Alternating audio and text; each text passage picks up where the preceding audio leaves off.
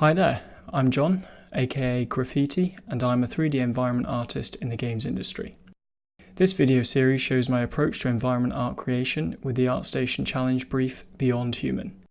Each video is a live stream capture and doesn't contain any music. I suggest putting some on, increasing the speed of the videos and playing them in the background while doing some of your own work. Let me know your thoughts in the comments below, and if you want to see me create environment art live, please tune into my Twitch channel. You can also follow me on social media. Enjoy! This was my submission, and basically I just wanted to do a bit of end project, what's good, what's not good, what could be better, what I learnt, that kind of thing. So after some kerfuffle with the chat, hello action, where I've now got it on screen, so hopefully when in the video, when I've edited it all, people can see who's saying what and asking what as I answer them. Because I think that would be important for this kind of stream. So Loadout and I have just been fapping with this for a while now. What's annoying is that the chat is coming up anyway in the bottom, but I will just mask that out in the video. So it's going to look a bit annoying when you're typing away, but we're going to have to just run with it. So we'll look at these to start, just in the preview, because let's put these here so then we can see them, a lot bigger.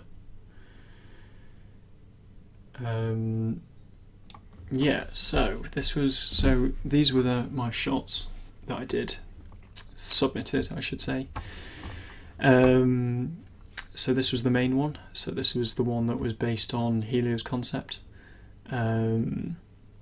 So one angle straight down the scene, no humans like there is in his concept, which actually I never really considered until looking at it just now. But yeah, so that's my main shot, and then these, I think I scrapped this one in the end, although I got feedback from people that they really liked this shot, so I kind of wish I'd submitted it just as well now, but that one didn't go in. Instead I submitted this one, so a bit more of a close-up on the dumpster and this area here, these units. Then on this one was a look up into the tops a bit more, just down from that last shot, a bit different, a bit more focus, that kind of thing. And the last one was kind of looking down into that area. I think the problem I had was the main camera was down here, looking down here, and that meant I couldn't have cameras off to the side because you would see through the environment.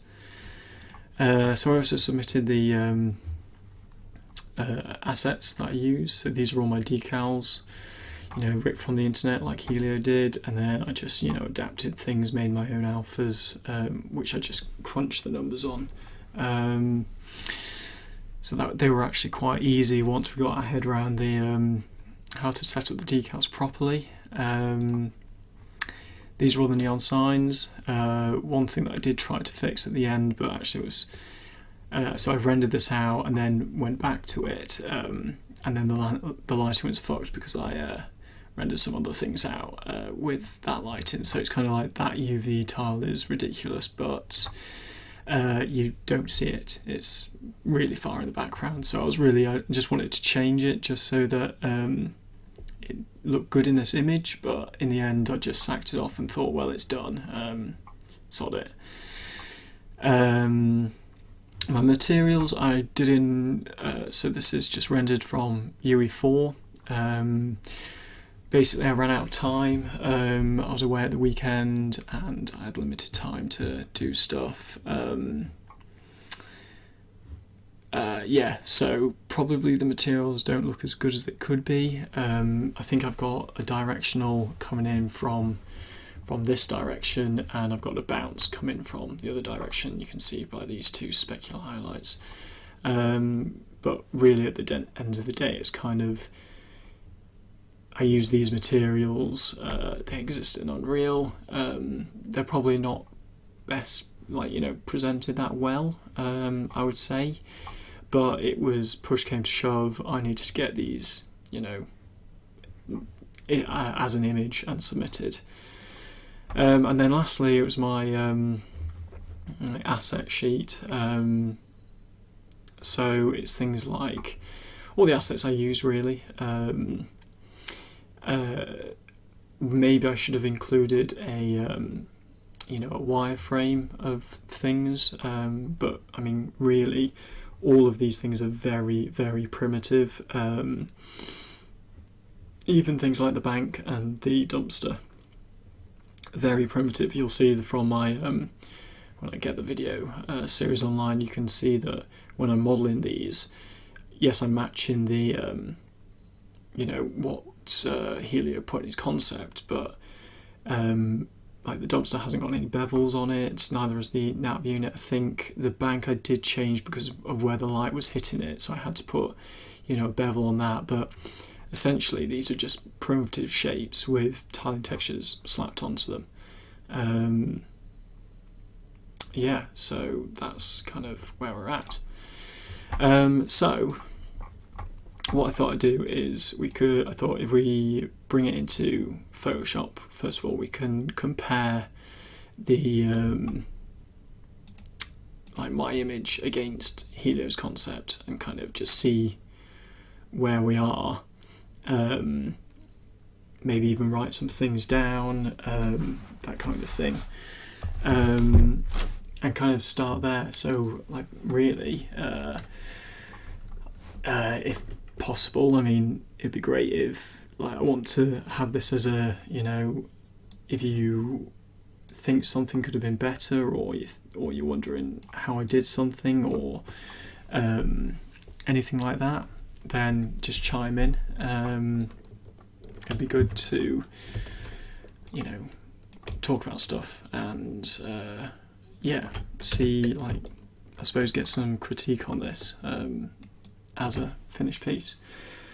But yeah, so what I, you know, noticed, so what has been bugging me during this, so the camera, for a start, it is similar, but it's very subtly off.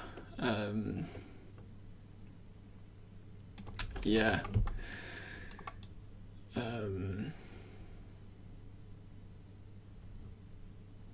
Yeah, so you can see I think you can see it in, let's get this on a decent colour. So on this line here, it's slightly diagonal, whereas on this one, it's a lot straighter. I mean, having said that, it's not that far off. But if we grab this, for example, and move it down, oh wow, actually, no way. That's insane. It is the same. Didn't expect that.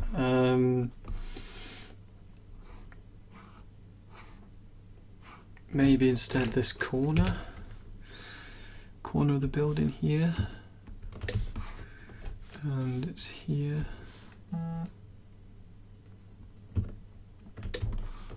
It's not far off. Ooh. Oh, well, turns out I'm completely wrong. It's actually more matched up than I thought it was. So that's a bit of a win, actually. I will take that, because I really did I think it was just, you know, when you're looking at things too much or too often, you can't see, what changes you've made, or what is a change for the better or for the good. Yes, yeah, I agree, Action, because you never know what kind of camera trickery is used, or how far away buildings are and such. Yeah. Excuse me. So that's quite a good win. I'm going to make notes myself as I do this. Camera.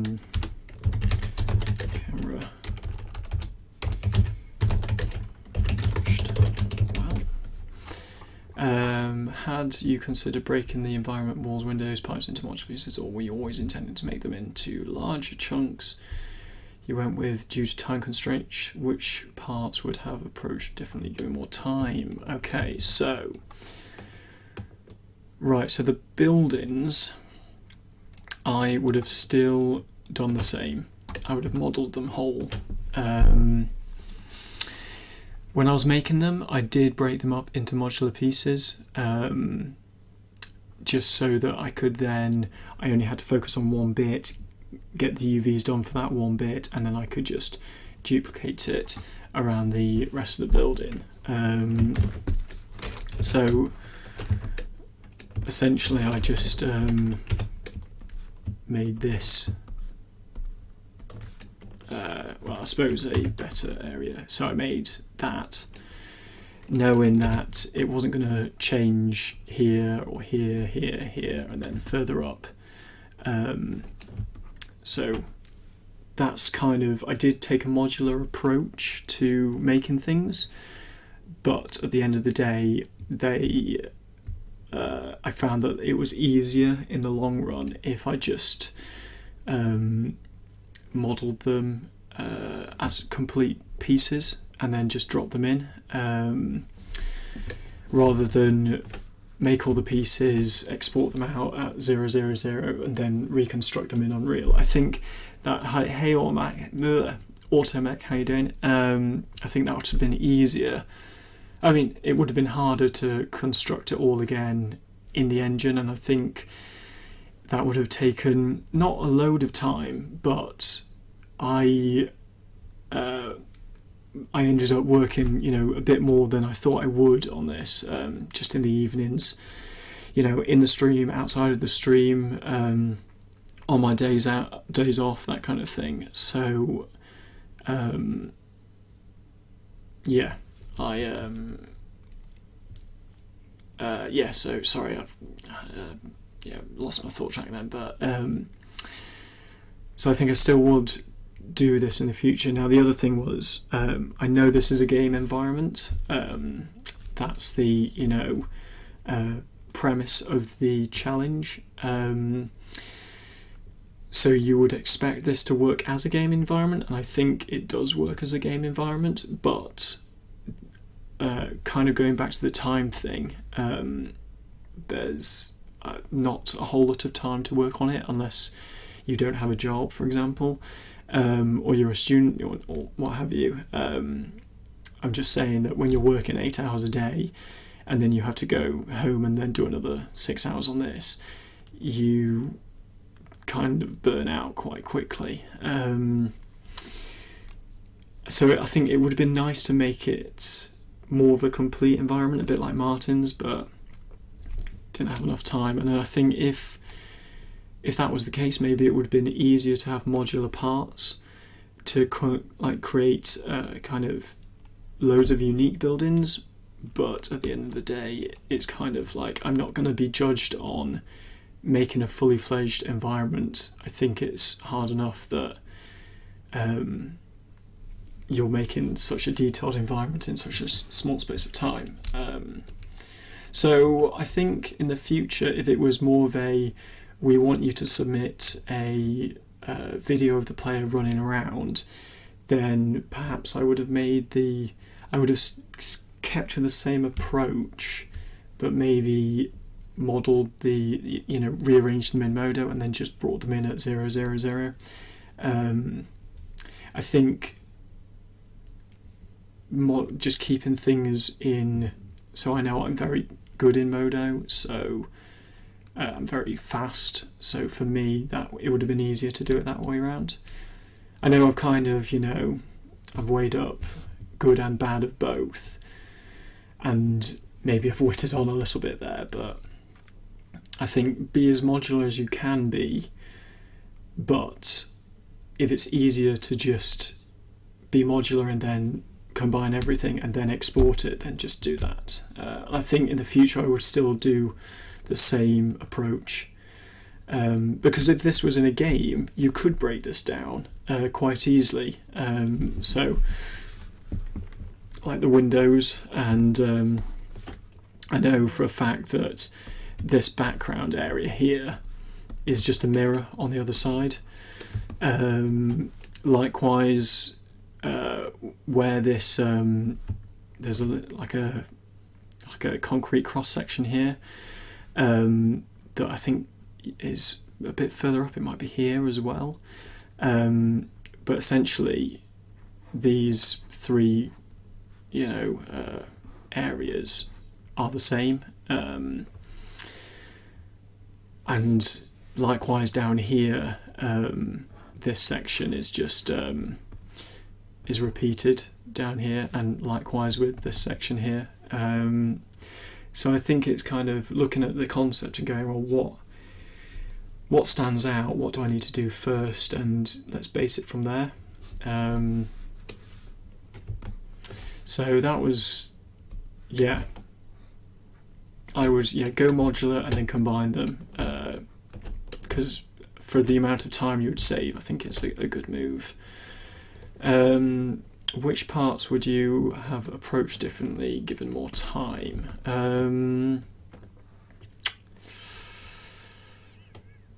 So I would have probably I'd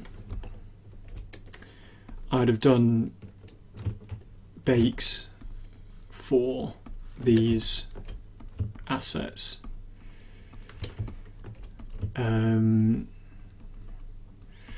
I think also I would have beveled a bit more and done a proper version of the bin bags and the debris, just because, and the car, because I think by having a higher res version and a low res version and then baking them properly, you do get all that lovely detail. Now, the reason I didn't do that was because, and this is sort of why I picked this concept, was because I knew I could get away with a lot of tiling textures. I feel like these units and props are quite far away from the camera, so I didn't really have to, focus that much time on getting them absolutely perfect in the bake. So I did think that so say it was like maybe half a day to model, and that was, I suppose, so half a day for the low, and then the high base of that might have been another, half day. So that's a day, that's one whole day, so that's 8 hours. Maybe change my brush size. There we go. Just draw that again, it's easier. So,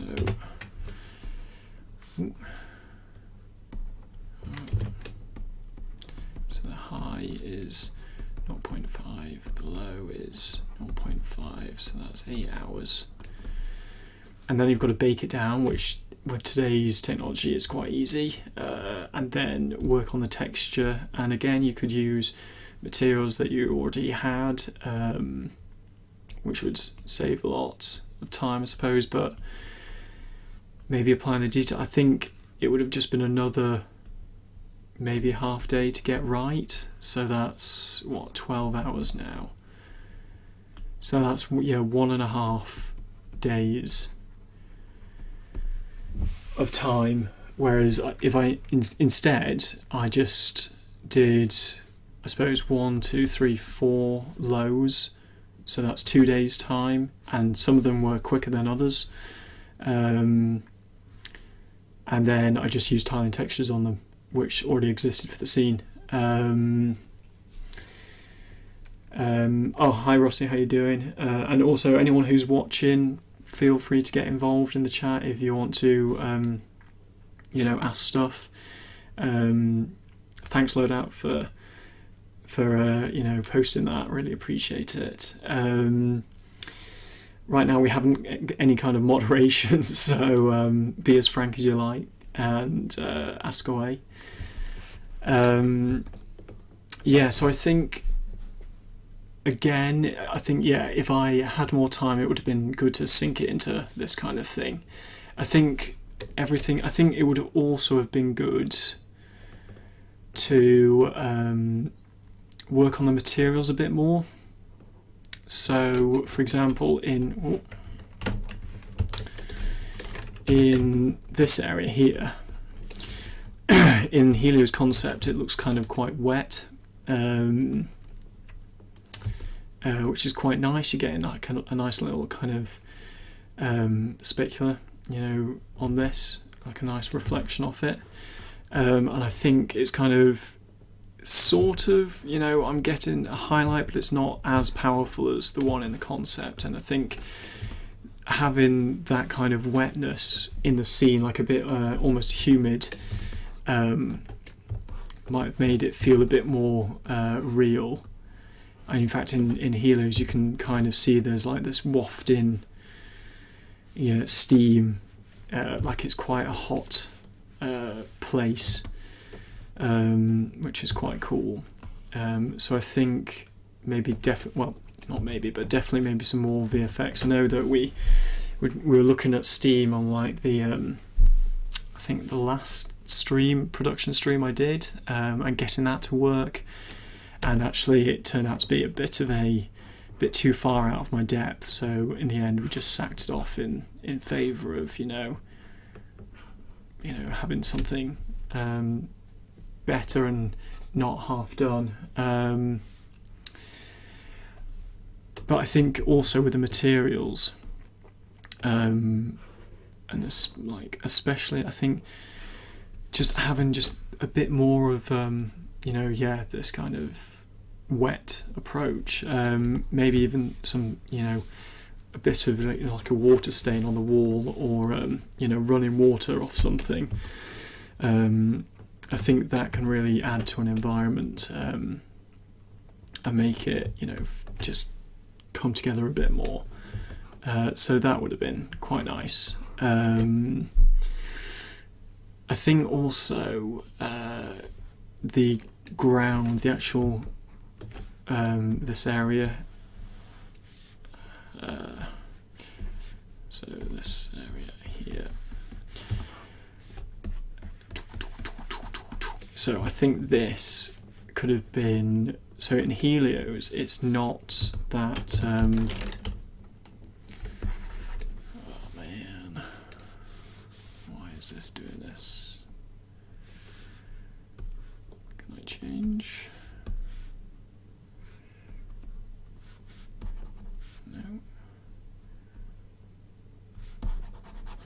No, right, solid, great. Can't rely on you, Eraser. So yeah, this area down here, I think I've sort of got some like the right detail, but I think it could have been, slightly more exaggerated. The material. Well, I did have a bit of an issue the weekend before I submitted it with materials I had, but for some reason I think I lost some of the definition I had previously, which was quite nice. But I think maybe even having just a few wetter areas, there's sort of a little bit, but I think it could have been pushed a bit more.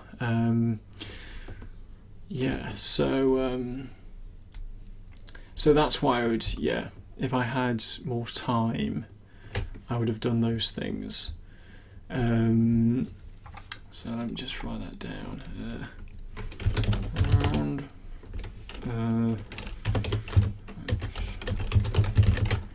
Steam, humidity, prop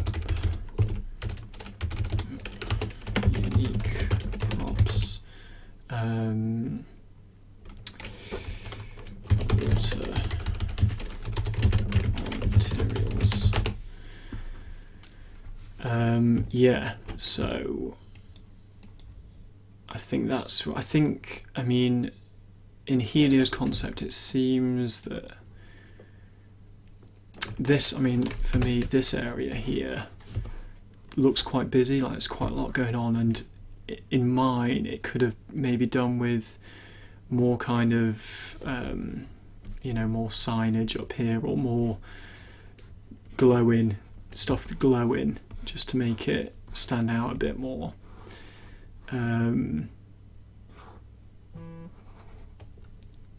Maybe that's sorry, I'm just going to answer this.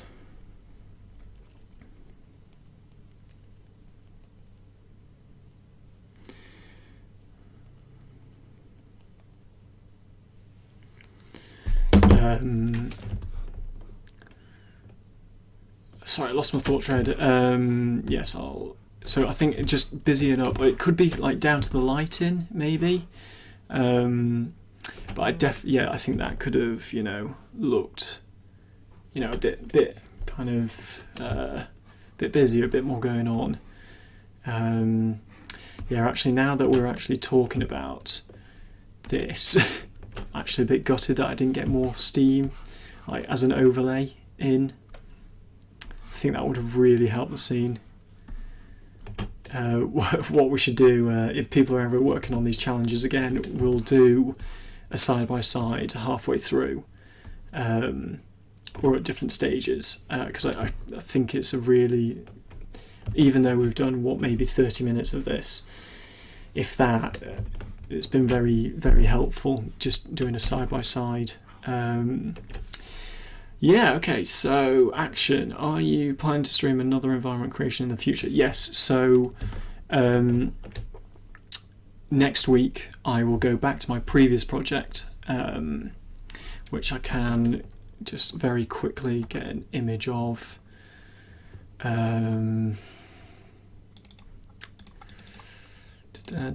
So I think, let's just get this to one side. So this was my previous project that I've just put on hold. Basically, there's a path in Hawaii. It's disused now. Let me just get an image for you. So I saw, let me just grab this. I saw this image and from Pinterest.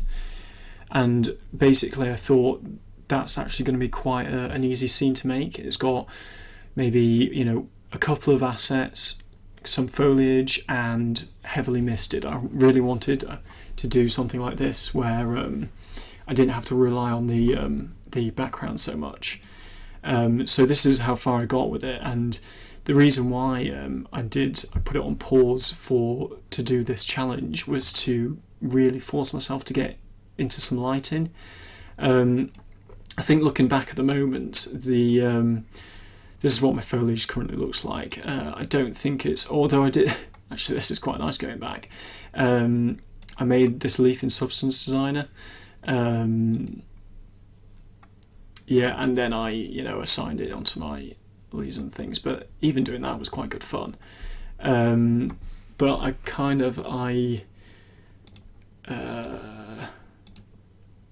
so I was playing about with vert painting and stuff and just getting into foliage, but I've realised that despite having done loads of foliage before, I kind of had a mild blank when I did this, so it'll be good to go back and do something completely different, and I need to do the foliage again because it could be done better.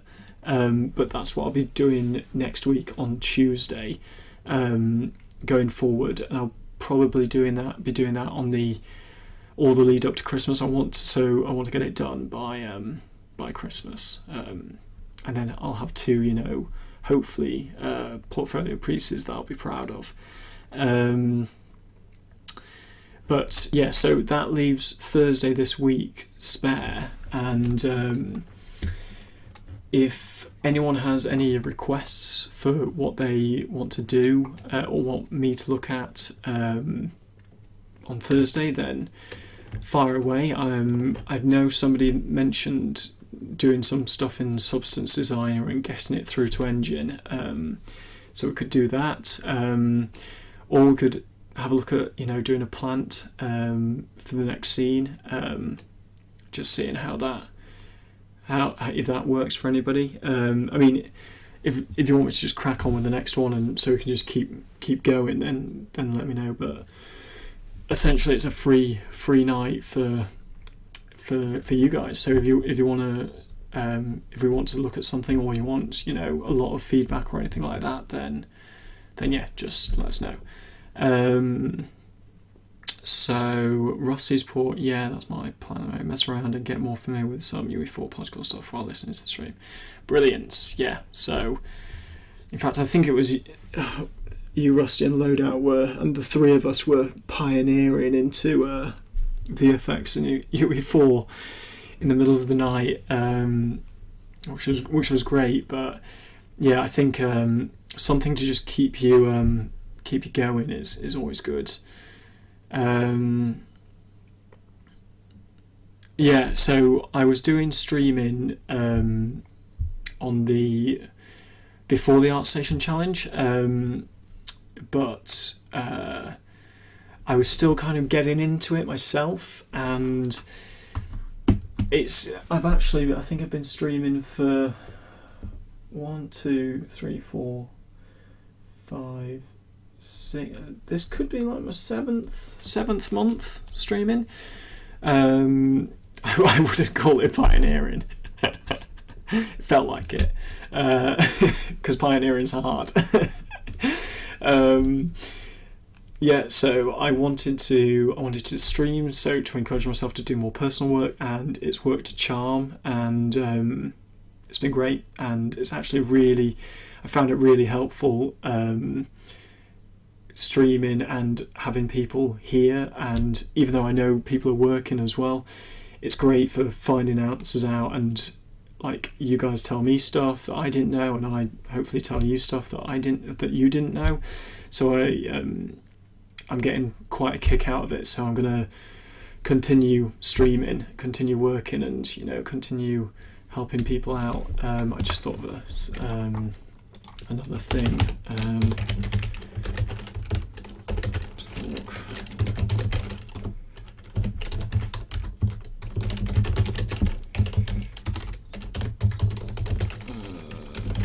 Sorry, right, so I've got a question to ask you all towards the end when we're off this, but we'll save that. Right, since you've mentioned lighting a few times, were there any lighting tips that you found whilst working on the project that we should know going in? Right, so I actually, when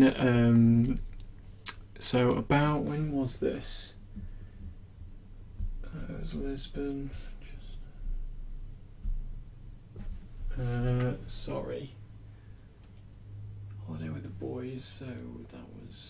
So I think basically my calendar's over there, and I've got everything on the wall.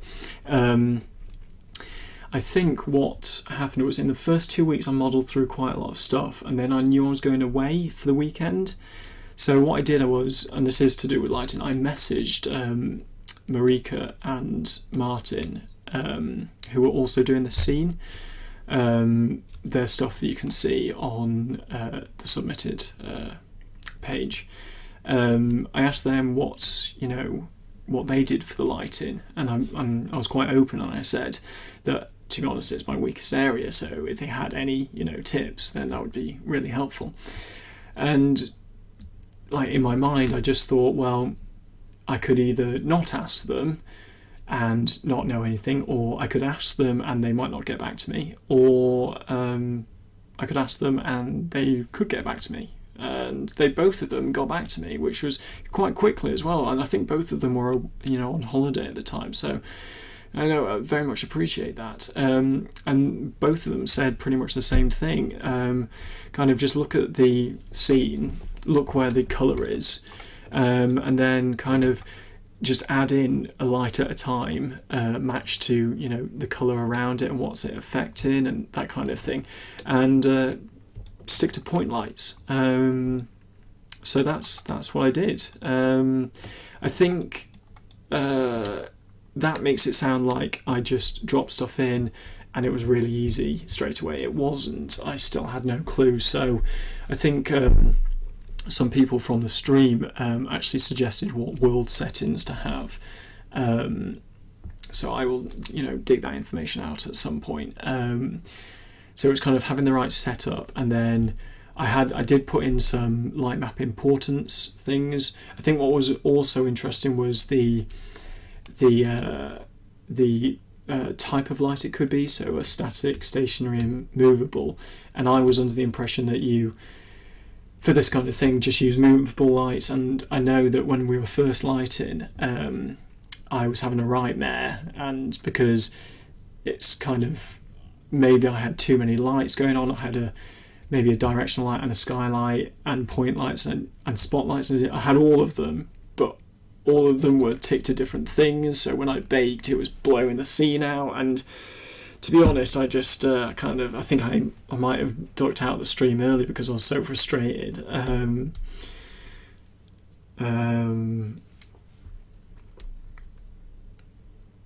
Oh, thanks, Rusty. Thanks, Loadout.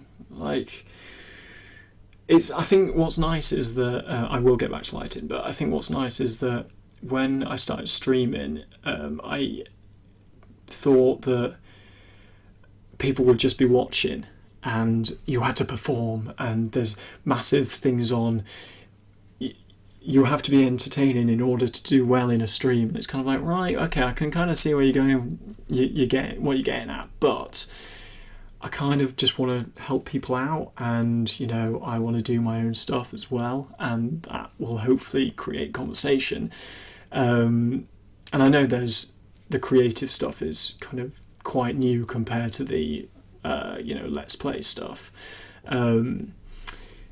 So I think I've just gone with that, and then really doing this project has opened, you know, me up to like the people who've come and watched the streams over the last 2 months, and knowing that they're working as well, and, you know, running into problems, and, you know, asking for help, and me asking for help. It's just a really great back and forth. It's like being in an office with people. I really enjoy it, and like without being in the office, and, you know, that is nice. I mean, I do like working in an office environment, but knowing that people are working at the same time is great. So thanks for coming along, really. Back to lighting, so back over to that. I think so with this colour palette, it was, you know, yellows and blues, and that was really it. These windows are green, there's an orange light in there, but essentially it was kind of oranges and blues, and you know what, it's not too far off. Maybe it was kind of more green light. I think the haze adds a lot. I know that my haze in here, this yellow haze you see, that is atmospheric fog and normal fog, and I actually lost quite a lot of information if I turned that off. So that's one thing that I did get right in the beginning. I also think, so with post-process stuff, I never really... so I got tried out a couple of LUT files, but again, I think I was pushing them too hard, or maybe I'm missing something in the correct way of doing them, but whenever I brought them in, it kind of upset the rest of my post-process stuff that I had going on. But I think only use the post-process stuff. Like, I think use it, but don't overdo it with it. So these have got a bit of bloom, the scene's a little bit saturated, it's got a bit of gain on it, but only small amounts. It's quite easy to blow stuff out quite quickly.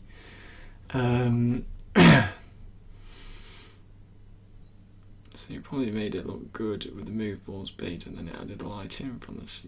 Yes, yeah, loadout, yeah.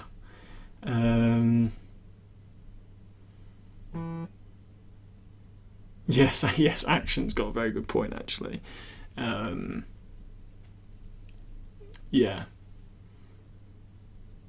So I can probably see how I say this all. Yeah, I mean, I hope to do more and more lighting in the future in Unreal, just because it's one area that I've never really had an opportunity to really get my teeth into. Even at work, so our last project, it was quite big, so we had to split up the tasks accordingly. And then even in projects before that, it was kind of like, for me, I think I had a nighttime and a daytime scene exterior, so directional light, skylight done. So nothing like this, which is actually, really, well, it's very different to everything I've worked on. And it's been really nice to be able to, play about with the lighting. I know I definitely got it wrong the first, maybe 3 times, and it was really just a matter of just deleting all the lights and starting again. Oh, is this Day Dallas? Yes, yeah, it is. Yeah, so I watched his stuff, and yeah, that's a great link. Day Dallas 51, I think he is, on YouTube. I did watch his stuff, but I think my problem was that so he was tweaking things and explaining them as he went, which is great. But you also, I think, I didn't understand as much until I actually did it myself. And then I think now when I watch his stuff, I'll get more of what he's saying, because I just think it's fine watching things and going, oh, you just do this. But then when you actually do it, you think, why isn't this working for me? And why is he making it look so easy? And what's going wrong for me? So he talks about in his first series, he talks a lot about the tone mapper. Now I didn't use that in this project, and I didn't really use any tone mapping. I kind of just tweaked the values myself, mainly because I don't know that much about it, and I think it was easier for me to, have a crack at it on my own, as opposed to, fudging it with the tone mapper that someone else has suggested that, and the scene he was working on is completely different to this. So I think it's kind of, like everything, I think you've got to try it. You've just got to try it yourself and see how it works. It's the only way to learn. So I think that when you were talking earlier about what would I like to spend more time on, I think the lighting and the post effects / VFX as well, that would have been a really good area to bring up. It's in post process.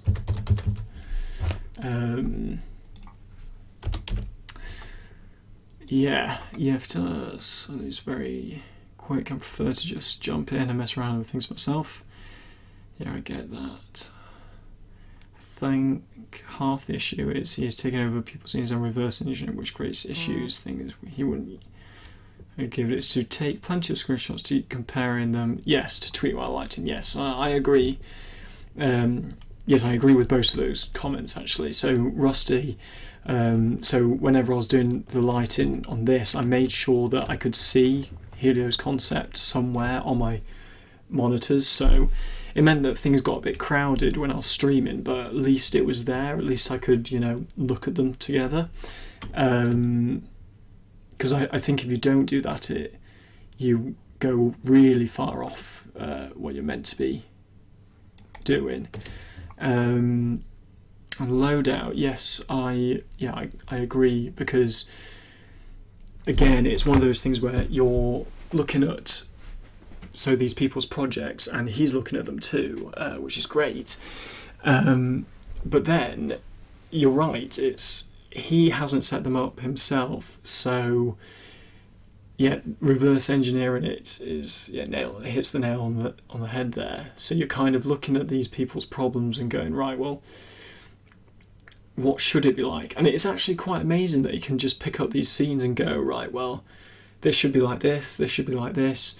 I didn't expect that kind of outcome from the bait lighting. What's going on here? And it's quite good that he really gets stuck into breaking the scene down.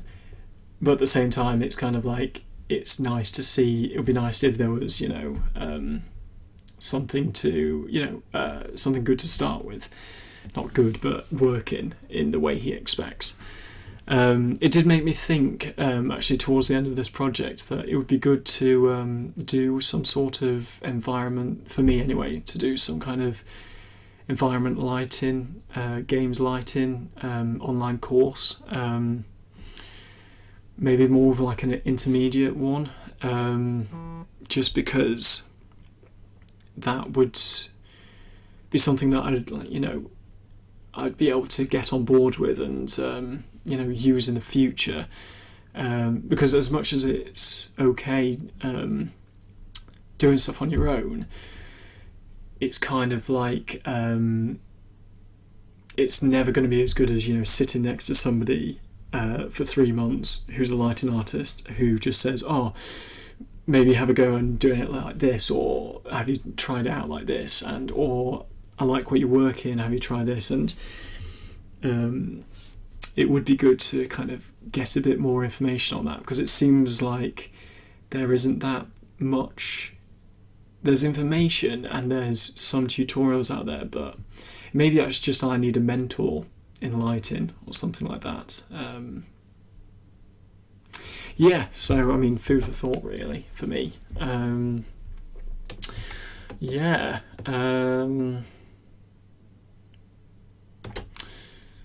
I think some of these, it might have been nice to break up the brickwork a bit more. I think also there's too much red light, or orange light down here, when actually it's a bit, greyer on the brick. You can see more of the paint come through, which is better.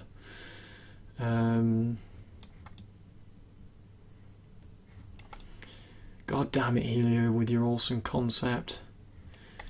Yeah, I think also things like the pipes, so the amount of detail he's got on them and the way they're reflecting the light. So for me, it's kind of, maybe I just needed more of a spotlight coming in, but at the same time, what I found was it's fine having a spotlight coming in, but it's like, sorry to illustrate this. So if I had the spotlight coming in, it's kind of brighten up everything in this area, and like maybe even catch down here and down here. Now I know you've got the attenuation, how far the light reaches, but is it worth? I mean, I haven't really. That's one thing that I didn't experiment with, which would have been great. I don't know if any of you have heard of a gobo. So it's like so basically if the light, so this is the light, shining this way, it comes out as a, generally a circle, but a gobo sits in front of the light. So if it's a, like a rectangle, the light will come out rectangular. So maybe that would have been better here, because then I would have had more control on the light. Yeah, that would have been much better actually. So because I found that I had light spilling onto things, and things that I didn't want to be covered in that kind of light, and I found it very difficult to, work out which, like where these lights were, what they were affecting, and what they were doing, and that kind of thing. So yeah, I was that was difficult getting all of that working in sync. And I do think that it's far better than when I started it by quite a long stretch, but just realised the scale of my bricks could be a bit better. Actually, they're all right on that side. Just a lot smaller on this side. That could be a concept thing though. I think they're not too bad in size. I don't think. Maybe a bit big. Yeah. Grabbed one of Clinton Crumpler's tutorials from the marketplace, the laundromat. Just flying around and checking things, stockers, etc. Helped me so much. So is that on Gumroad? That's pretty interesting. His stuff is so good. Ooh.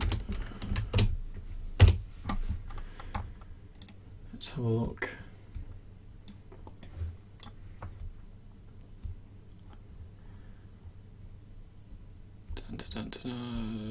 Yes, this one. Oh my god, $65. I suppose though that's what you'd pay for, a session. Cheap, yeah. Does look damn good as well. Yeah, okay, that's quite handy. Thanks for that. I will look at that.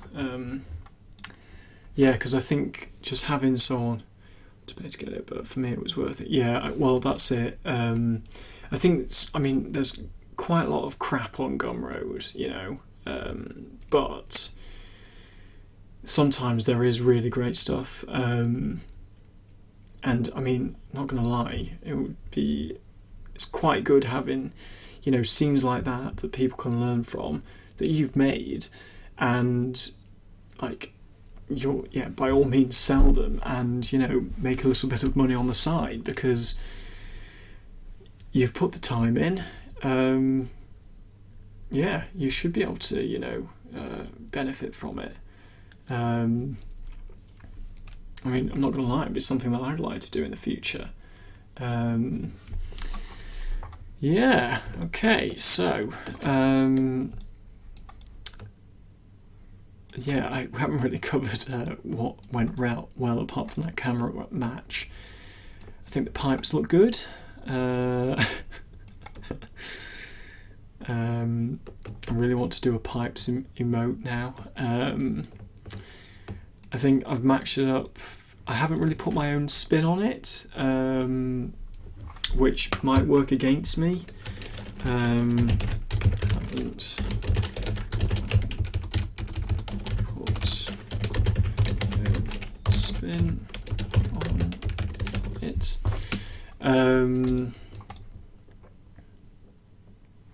Yeah, so maybe that would have been quite nice to do, but at the same time, I was quite content with just trying to match a concept, because I knew I didn't have enough time to think of lots of different things to have in it and make it my own, and I knew it would be easier to try and match it to the concept than try and make it up. So that's why I've kind of matched it as to the concept. Some good feedback. I know Tobias said that I should add some clutter in the back, because that was looking very empty, and I'm very glad he said that, because it looks much better with something there. I think maybe the glass here looks a bit weird, but I think out of the materials I had, I didn't have a lot of choice of what to do down there.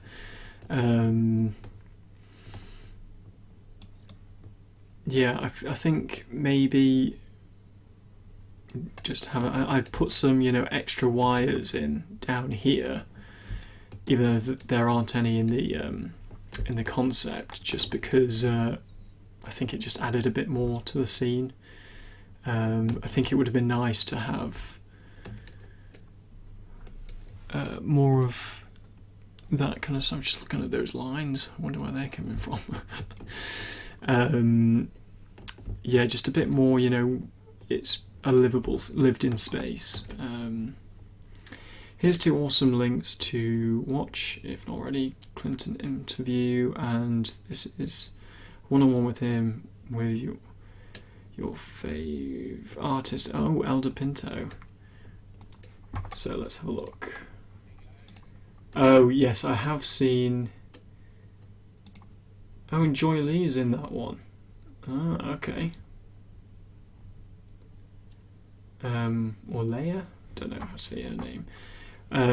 I have seen the Clinton one. I do recommend that because they walk through his scene and he does break stuff down, which is really interesting. That is a great looking scene as well. Yeah, I had a look at the Gnomon stuff because I thought there's some of their tutorials are quite good, and they used to do like a 3-day, you know, subscription, and then it was like a monthly subscription, and I did think maybe that would be quite a good thing to invest in, or at least crack on for 3 days with. But we'll see.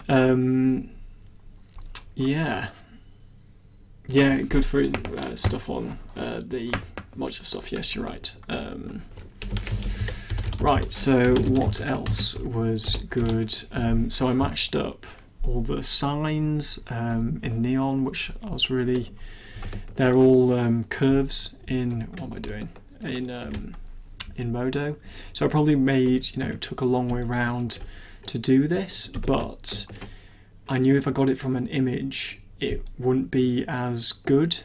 My hope was to make it so that all the curves were 3D, actual geometry, but unfortunately Modo could only spline down one curve at a time, which was a little frustrating. Yeah.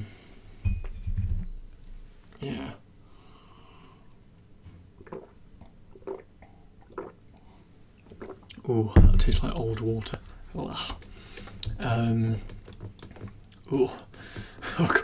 Quite a taste to it. Ooh, maybe a layer of dust.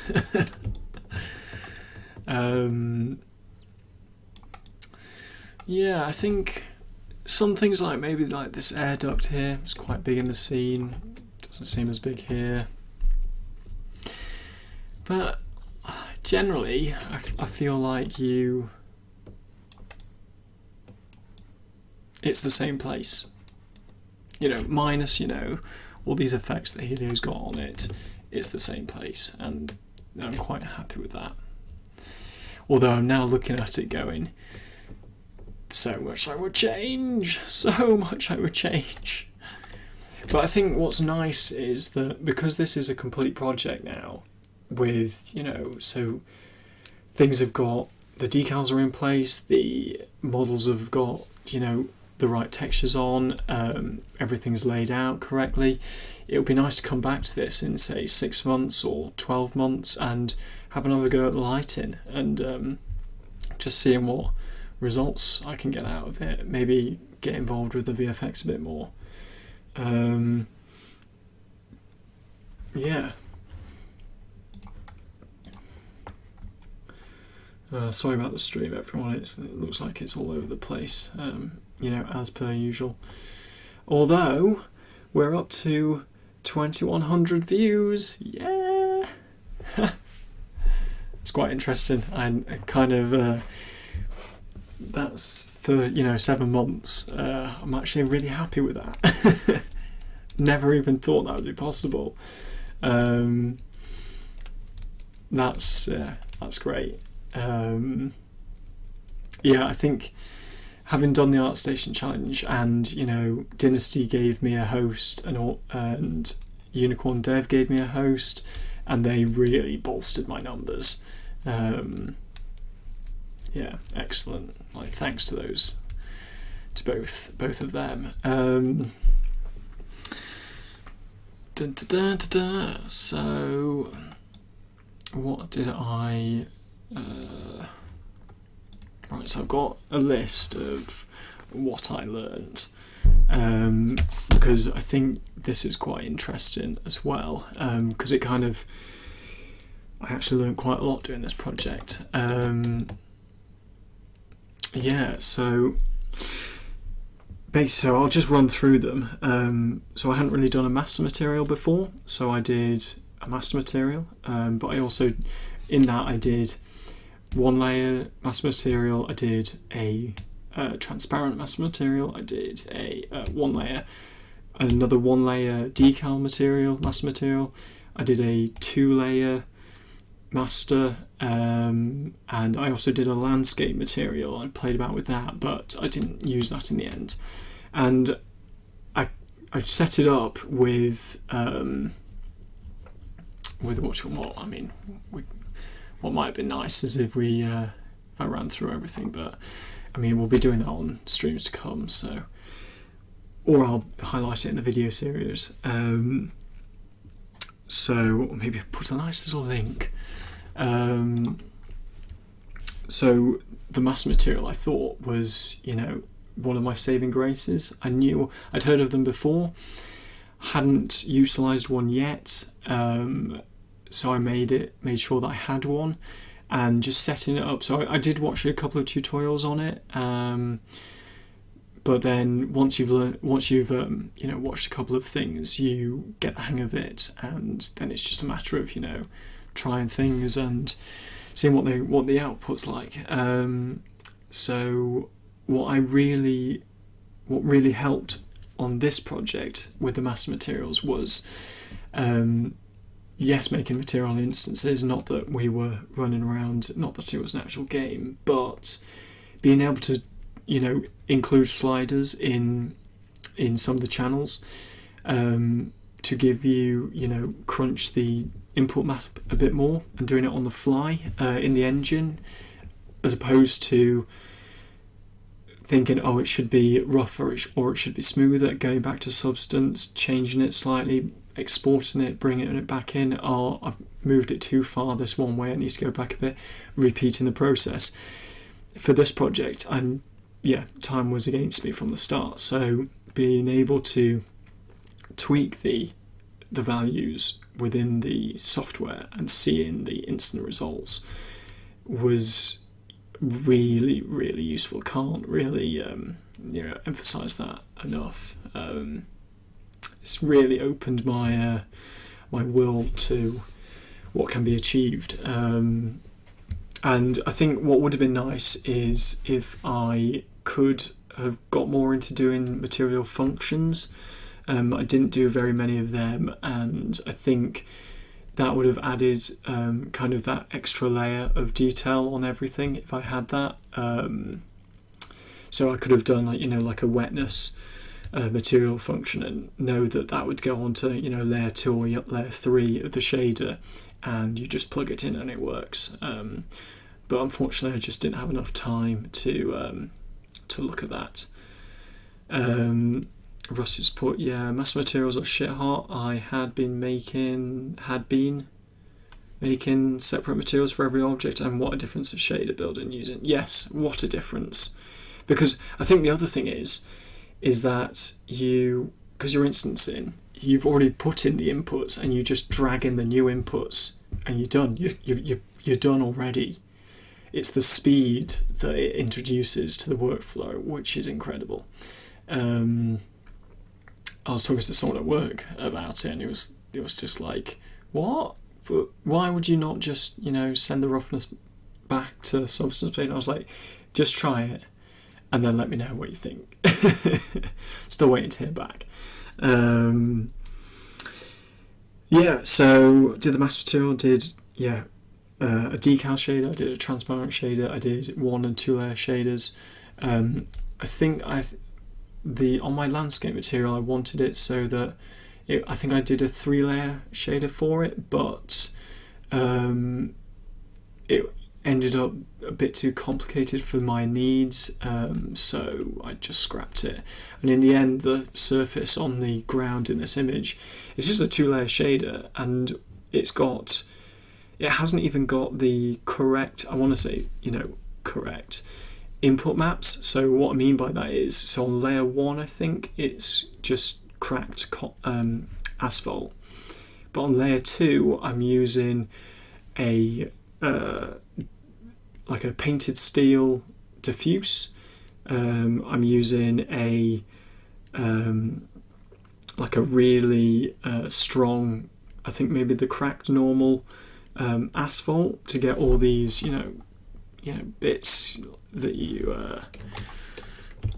all this detail you see in the foreground. I think I must have like an overlaid normal, but both the normal maps have got strength applied to them in the form of colour, so you can push it to what you want, red, green or blue, being more powerful.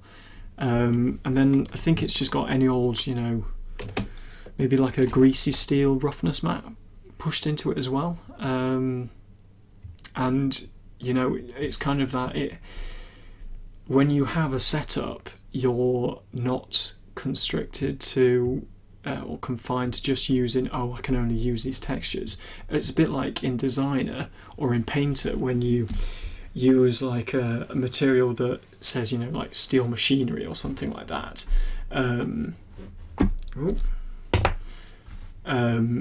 but you use it on leather, then like no one cares what it's called. It's just the effect. If the effect is good, then you've done it. So that was quite good. So one of the other things I did was I worked to a concept, and I know we've briefly touched on this before. We don't really need to go into that much more detail, but there is something about just meeting a concept which is quite nice, and it's kind of like, I hope people look at this and go, yeah, you've pretty much got it, instead of looking at it going, oh, why hasn't he done his completely own thing? And I think there's some there's something really good about sticking to what's already out there, or as much as you can in my case, because yes, things are a little off on this, because it's kind of like, hey, you can give me a piece of work that you've already concepted and I will make it, which is, I think, not a bad skill to have. So that's like, I think learning to always have this open, and is this in the right place? I know that very early on we were looking at the pipes and how the frickin' pipes all work together. That's where the whole pipes chat came from. But kind of just studying the concept and matching it up was great fun. Great fun. It was good. So that was one thing. Also, I think I've got written down was quick iterations. So I think you could see quite quickly in the work that I posted on the submission thread and the stuff that you saw on Twitch that I was, quite quickly powering through assets. I knew I had to get things into Engine as quickly as possible. So it's kind of, I think, yes, I remember. So I started with, sort of a block out, but these were the assets which have got, it was more of a refined block out, because I knew that I didn't want to have, cubes to represent non-cube assets, because I needed the scale. I needed to know the scale was working, and that's why I spent quite a lot of time, but also tried to be as quickly as possible, just putting a bit more detail into these assets, knowing that I wouldn't have to go back to them. So that was really good, and actually once stuff started coming into Unreal, it was quite easy to quickly iterate and quickly, get more things in, get the materials set up, get some base textures out of Substance and slap them on stuff and just see how it was forming. So I think maybe the faster you can do that, the easier it is to work out if you're going in the right direction or not. Building up a library, especially when time constraint, really helps. I like to save out blueprints and shaders. I create to a folder, makes it so much faster just to add to any project when needed instead of rebuilding, etc. Yeah, I completely agree, Rusty. Completely agree. I think going forward now, I might I'll use these textures from project to project and just tweak them as I go, knowing that each project is going to be in its own file, its own folder structure, so I won't be affecting the last project. Again, having your blueprints saved out, having your master materials saved out, so you can always reference them, is a fantastic idea, and I'll be doing the same. So the next Unreal project, the one that I'll be going back to, I should say, I'm gonna strip out all those materials and just get my master material on there. And I'll probably only need a handful. I'll need one for the walkways, because I think they're all on one sheet if I remember. They have been baked out properly. I'll need a handful for the foliage, or I'll have to do a master material for the foliage, which would be pretty cool, and one for the mountainside, which maybe I could just use my 2-layer shader for and just put more information into the maps. But yeah, that's kind of straight away I can make quite a big amount of progress on the scene I've got. I've already got some ideas on things I want to change in it or mix up.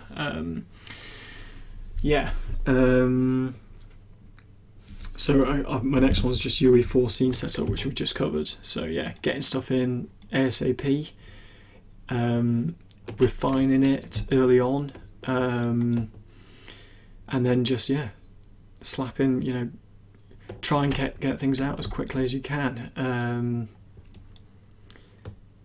Because I know there was a real turning point when I think I've got it open. If we have a look, there was a real turning point when it came to going from getting the assets. Yeah, here we go. So it's kind of, here's the block out model finished. I kind of wish it showed the exact time and date. That would have been great. So it says about 2 months ago, so I think this was early doors.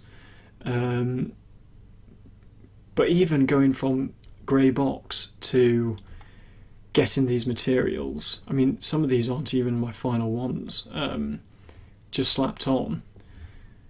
It's kind of like, oh, actually, this is, might be heading in the right direction. In fact, that's a better look at it. And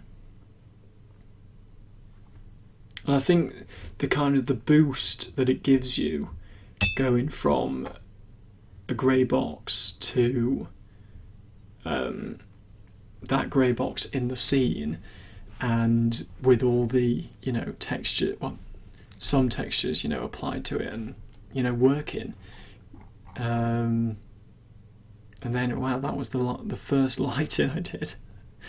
Lol. Yeah. So yeah, that was iterative quickly. So yeah, texture setup was, that's quite a good example. This was the texture setup I did. So each one of these planes is a separate material, and it's got its own shader in the the shader bit where you can solo it. So by having them all in the same file, I knew that I only had to open that file and everything would be in there. I could export everything from there. I could update everything I needed in there. The file itself is like 2 gig, but for me it was kind of like, these are my materials.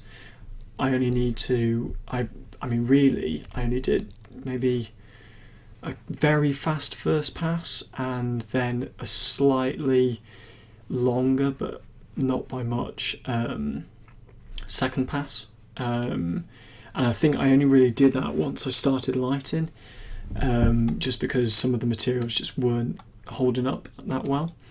But because it was all in one scene, it was quite quickly to just go through and churn everything out.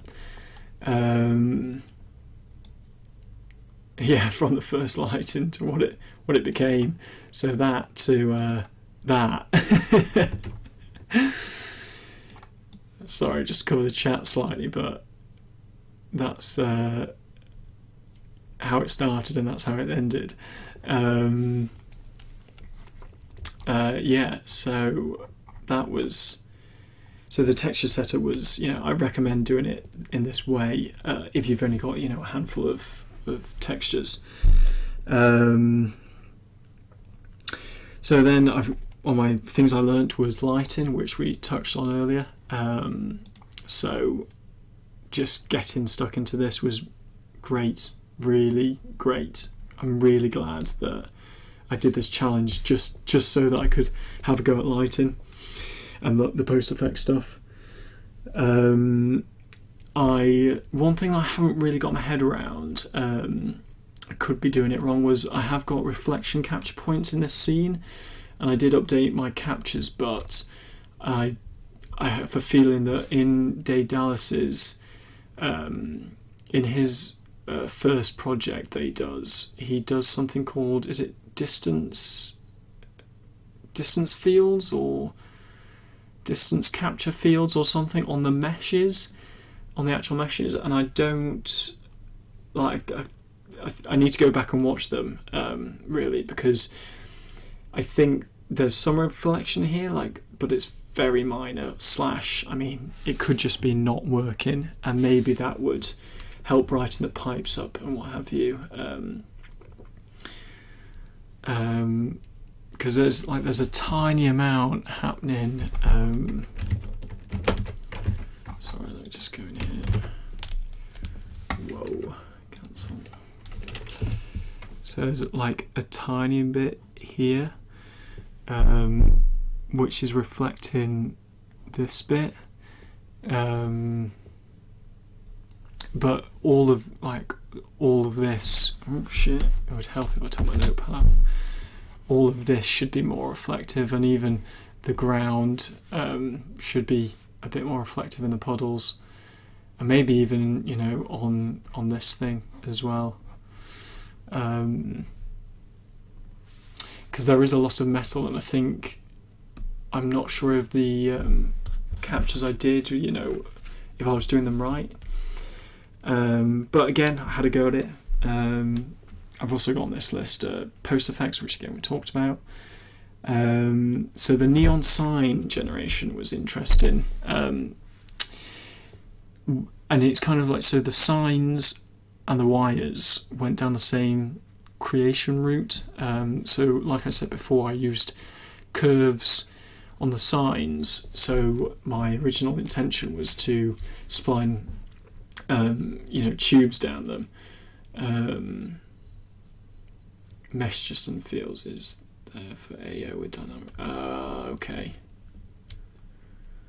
Okay. So Loadout just said that you can tweak the reflection in the post-process volume, and the mesh distance fields are more to do with the AO with dynamic directional light. But you might be wrong. Unfortunately, I don't know the answer, but that would be something to look at maybe in the next project for me. We can work it out. So the signs are all curves that I wanted to put geometry down, but Modo doesn't. You have to do every curve separately, which is kind of annoying at the moment. Hello, Black Bug. Welcome to the stream. Just going on a post-mortem for this project for the ArtStation challenge. So this is what I made. And this is, we're just, basically I wanted to do an end of project wrap up of what I learnt, what was good, what was bad, what do other people think of it, that kind of thing.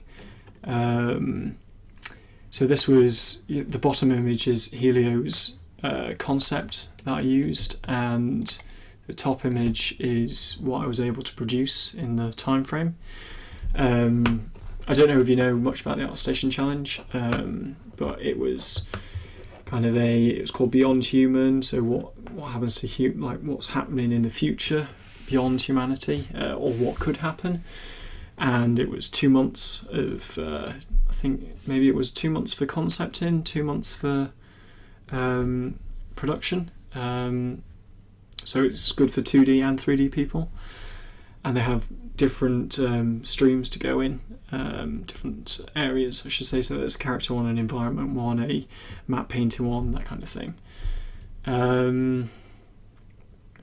Working on a sim game type. Nice. Are you like a hobbyist, or is that your full-time job? Give us a little introduction, if you don't mind, or if you do, don't worry about it. If you've got any questions or anything, then just post them up, that kind of thing. What was I on about? Neon signs. So the neon signs ended up just being I ended up just rendering, so orthographic rendering the signs, the curves, because Modo does have a render curves option, which is really powerful.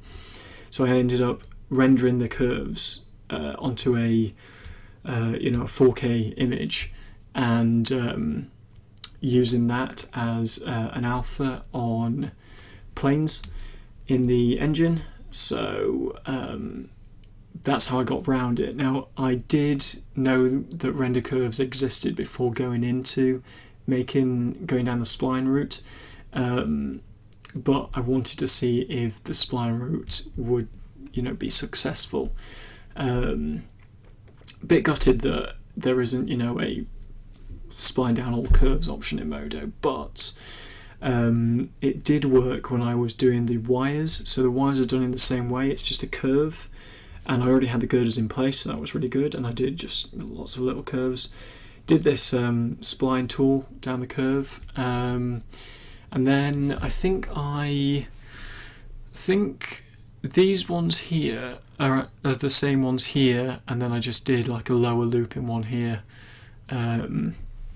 So actually they turned out to be faster than I thought, because even though you can't spline down multiple curves at one time, you can cycle through the curves it does use, without having to create a whole new lace. So and also what was nice is you didn't have to freeze the curve, you could just copy and paste it into a new mesh layer. So the wires actually didn't take that long, and meant that I could match them perfectly to what they were on, as opposed to my first attempt was in Unreal, when I was watched a tutorial to make a procedural curve, but I realised quite quickly as soon as I'd done it that this was going to be more time consuming than it was worth. So I scrapped that and favoured actual geometry for the wires. So Black Bug is 20-year-old hobby to full-time, me, myself and I. Blender is great for curves. I've heard a lot of good things about Blender, but unfortunately I don't have time to learn a new program, and so I use Modo, which I suppose is more and more people are using, but it's still quite low key compared to 3ds Max and Maya.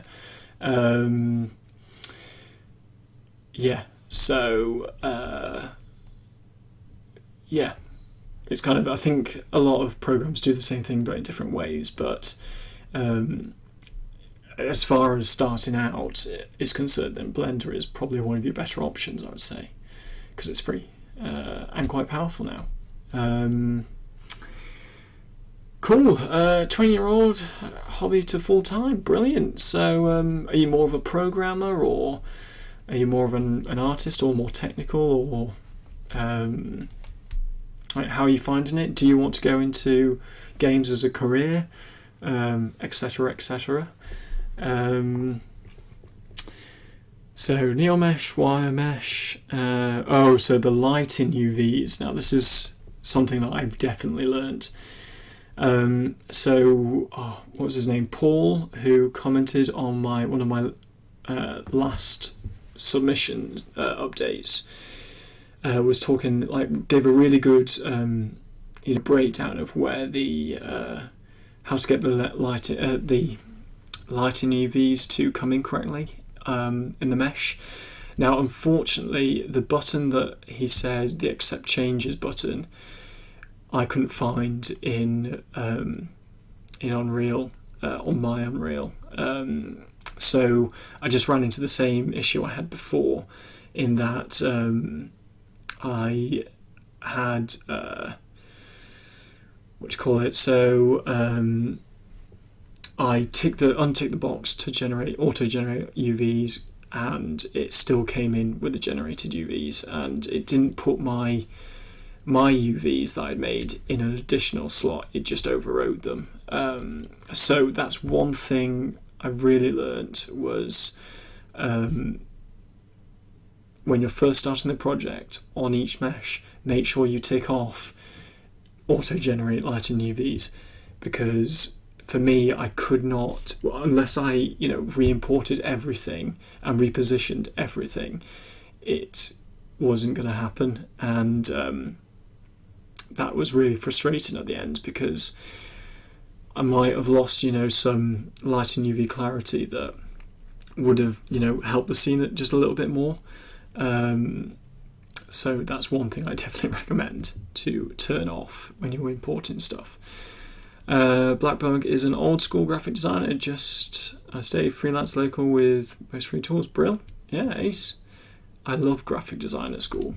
It was excellent. Sort of wish I continued with the drawing a bit more, but push comes to shove, my mind works in 3D. I really like doing 3D, so that's what we're doing. Oh, I've just realised as well on the stream, as if I'm not having a very good evening tonight, I've just realised that the chat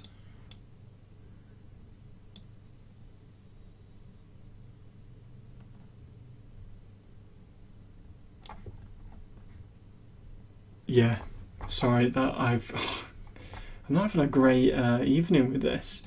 So I just realised I was replying to all your questions, but you couldn't even see the question because my face was in the way. But hopefully, as they come online now onto the chat, they'll come up. God damn it. It's a good thing I've been reading them out. Okay, so back here, Rusty's Ports. How do you go about creating foliage? Modular and Photoshop, I've been learning SpeedTree and it's pretty awesome, but I still find going in and doing some manual work faster. Probably just my lack of knowledge with SpeedTree. So, okay, so I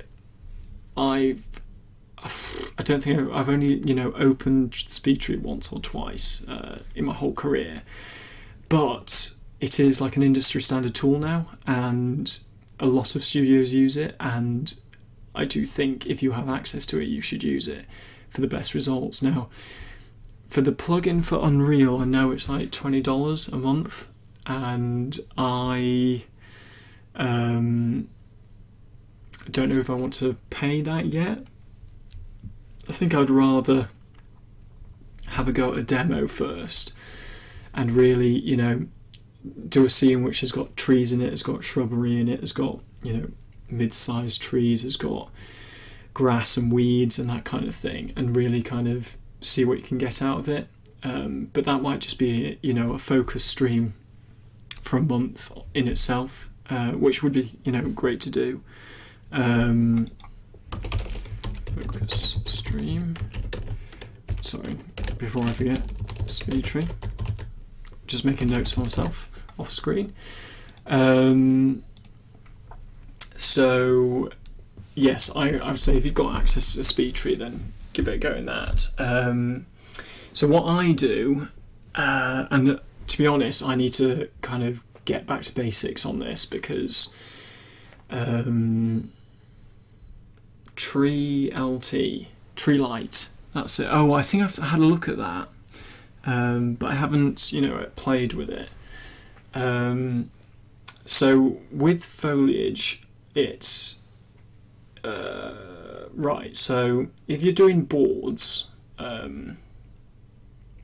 so if you're doing, boards and you want detailed boards, so in the past, I've actually modelled the leaves in Modo and bent them and twisted them and that kind of thing, and then done an orthographic render onto, just a render onto just a 2K image or something.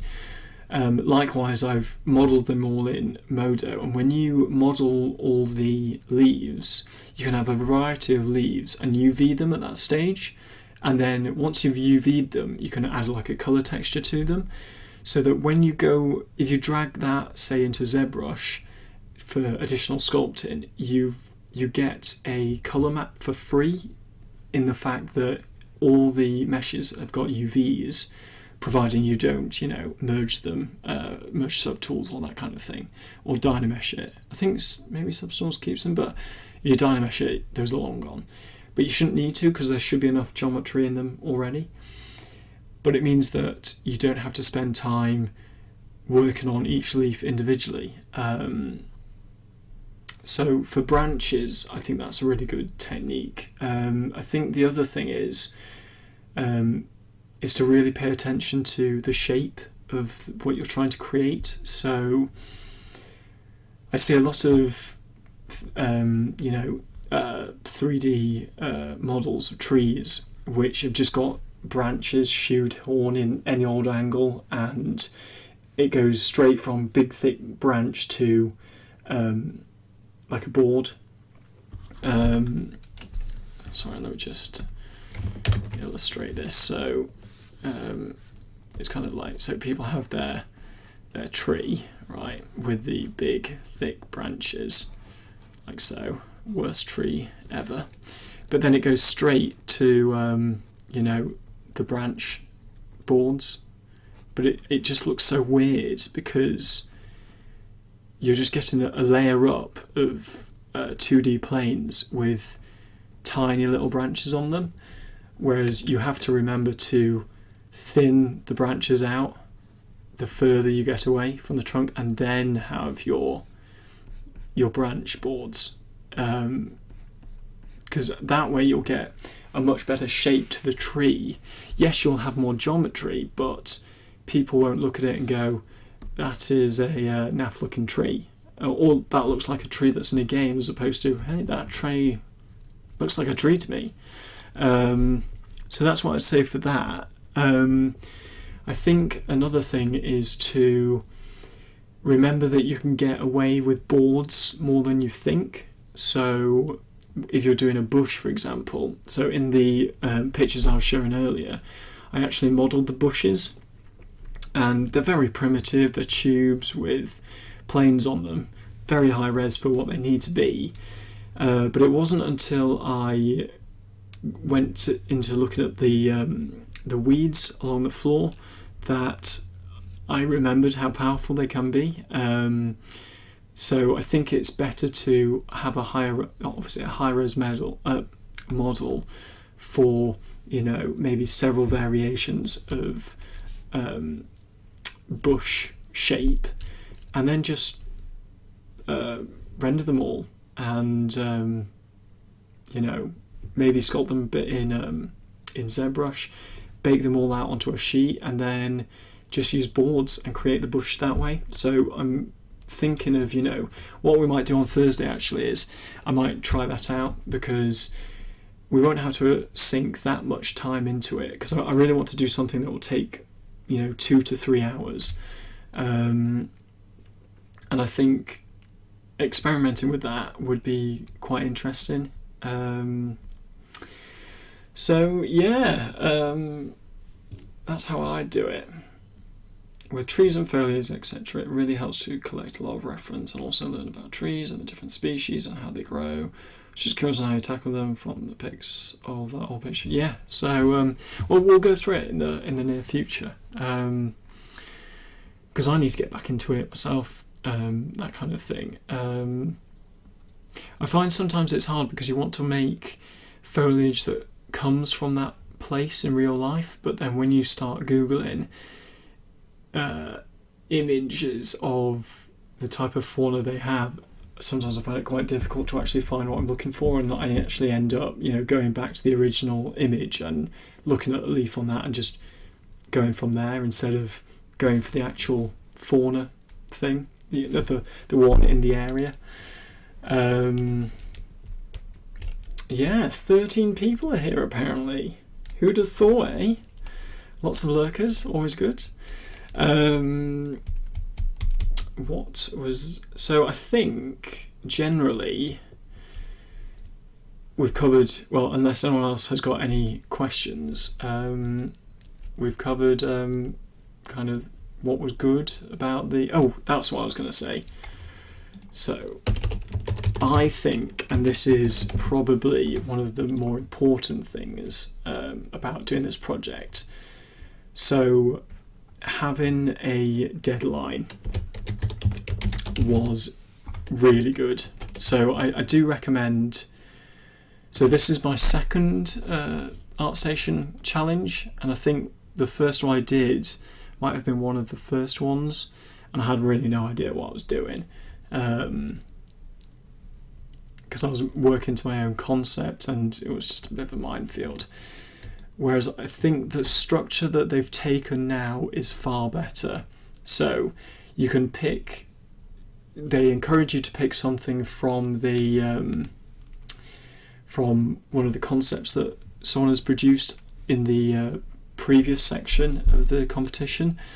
So it's quite good because you can, follow other people's progress and kind of get an idea of which ones that you might like to tackle yourself. But I think that having the WIP thread, the work in progress thread, having a deadline to work to, having lots of people working on multiple things, having the hosts like Karen and Matt just knocking about, kind of getting people commenting on stuff and just kind of easing everybody into it. All of those things are really good, and I think they're it's, although yes it's tight, the time limit is tight, I think it's good to have it because it really, I suppose it puts you in kind of a production environment because most of the time is against you, and you're forced to ask for help, ask Google, ask your peers, all that, but you're also encouraged, it forces you to, right, well, I sort of have to figure this out myself, and I think it's a really good way to learn, and knowing that people are in the same boat as you is really good as well. You're not alone, and I think as well so I'm sure a lot of you know about polycount.com, so it's like the go-to forum for 3D, but I think Major Muffin, who I don't know if is watching tonight, but he was saying a couple of weeks ago, well, last week and the week before, that he'd posted a thread on Polycount, but he had to kind of word it so that people would comment. And when you're looking for feedback on your work and no one responds, it's a little disheartening, and it's kind of like it gets lost in the ether of everybody else's comments. So I think by having the thread on ArtStation is really great, and having a place for it to be is really great.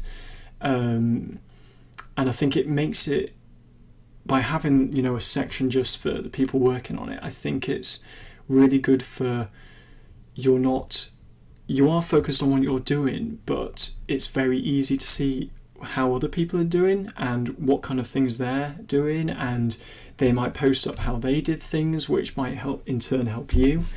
So I really I'm very pro ArtStation challenge, and how they've gone about making them right.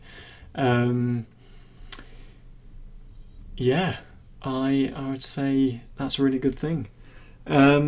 So that probably, rounds off. I had actually one more thing, which a colleague did say.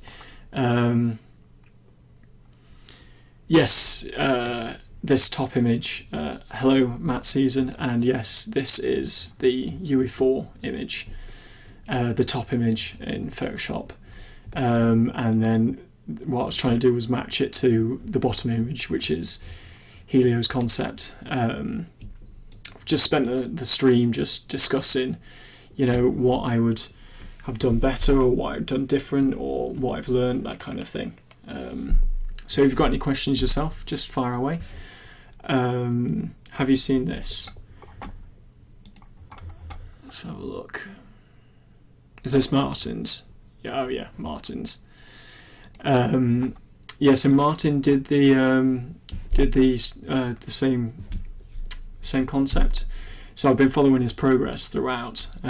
So I was going to give that article a read after the stream. Yeah, I mean, to be honest, I sort of knew that him or Marika would get an 80 level article. I mean, I'm not sure how you get them, if they ask you or you just submit them.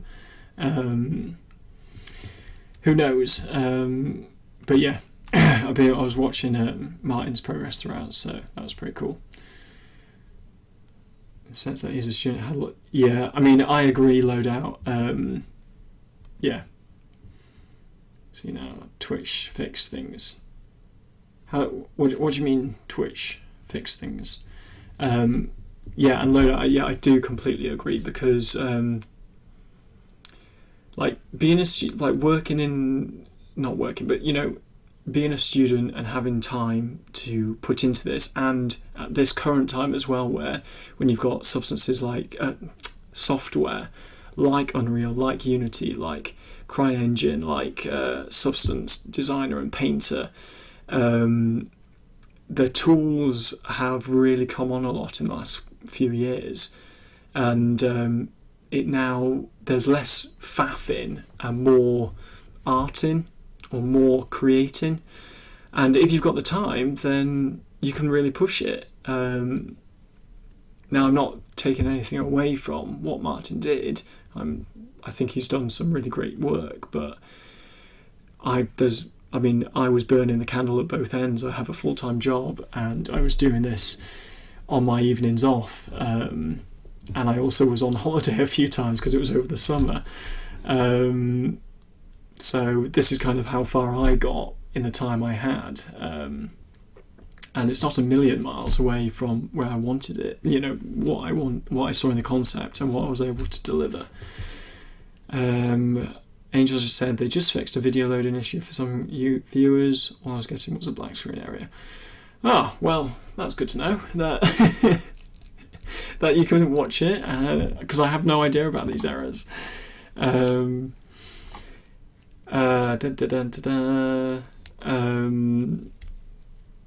Yeah, so focus stream. Right, so really, this is the end of this project for the moment. I'm going to, like I've been saying throughout, I will chop all of the streams we've done and put them into maybe 2-hour clips. A bit of audio at the beginning, I think, just for me to say, put your own music on, have this on in the background. Hi, my name is whatever. It's a shame, Angel. Real shame. Not the end of the world. You've been swamped, yeah.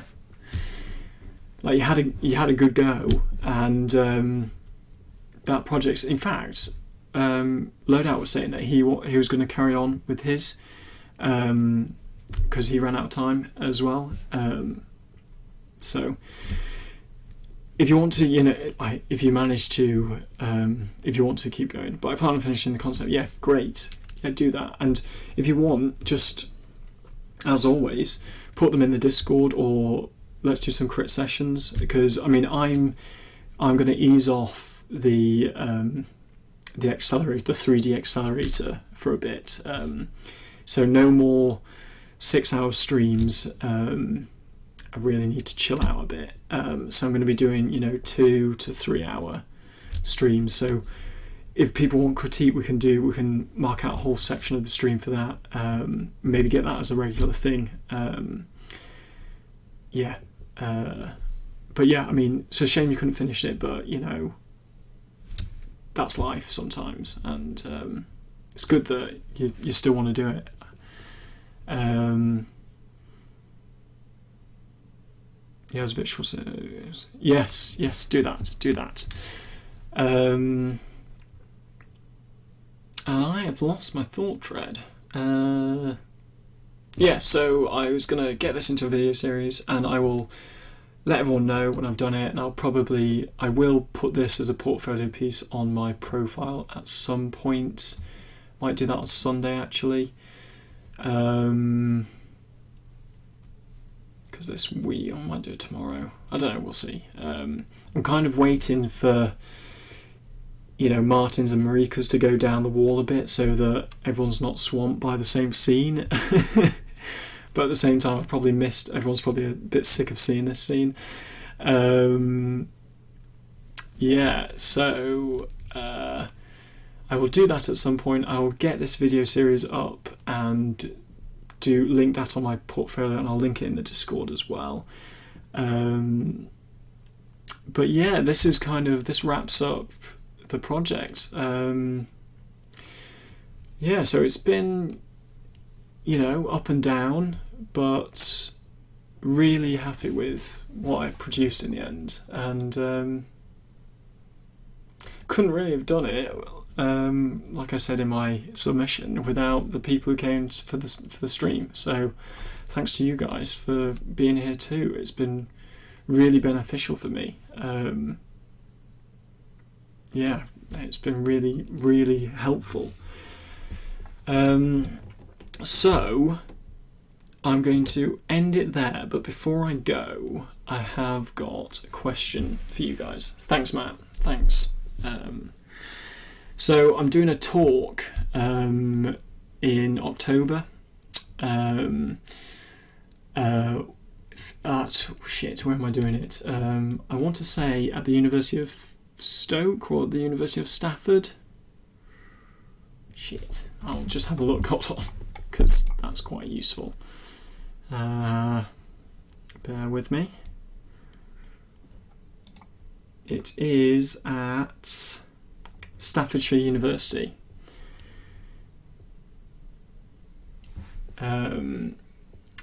So I'm doing, I've been asked to do a talk at Staffordshire University. Be at Staffordshire Uni, that is now based in Stoke. Well, they excellent. It'll be your old uni, your old hunting ground.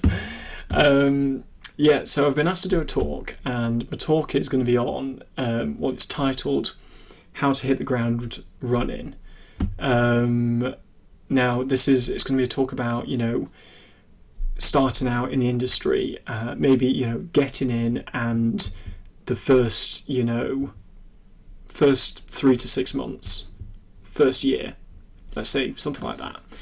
The reason why I wanted to do a talk like this is because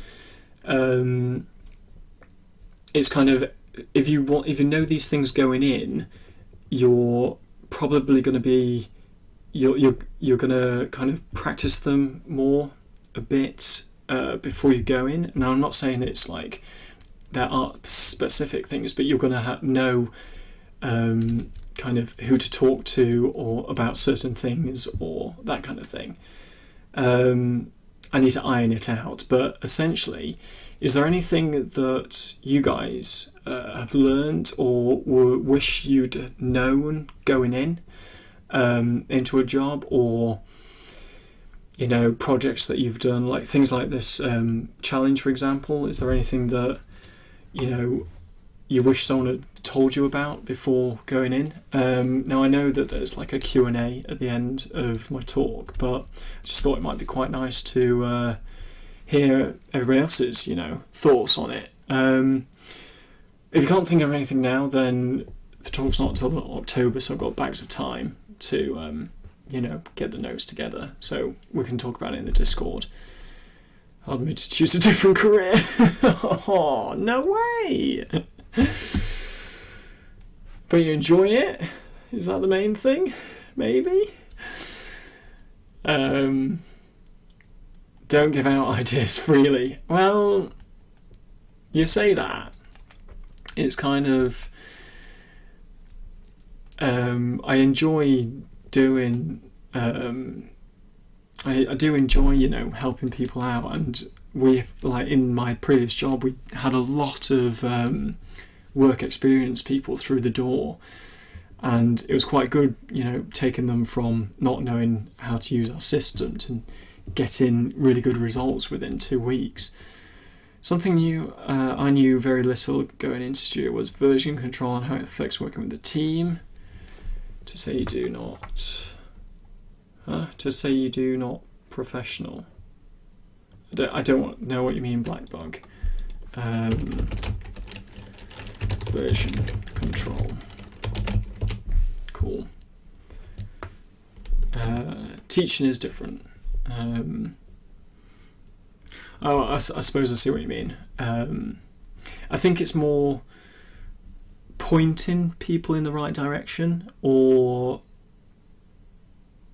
like some people I've met on my journey who have been very arrogant and not and I think that in the workplace doesn't go down very well, and it's kind of maybe been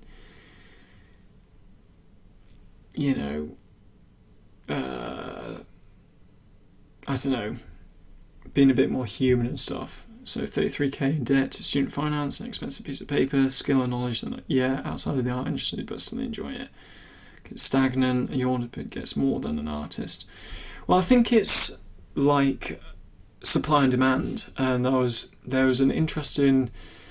So on ArtStation at the moment, they've on the top bar there's a panel discussion, and it's about concept artists, but it applies to all walks of the industry.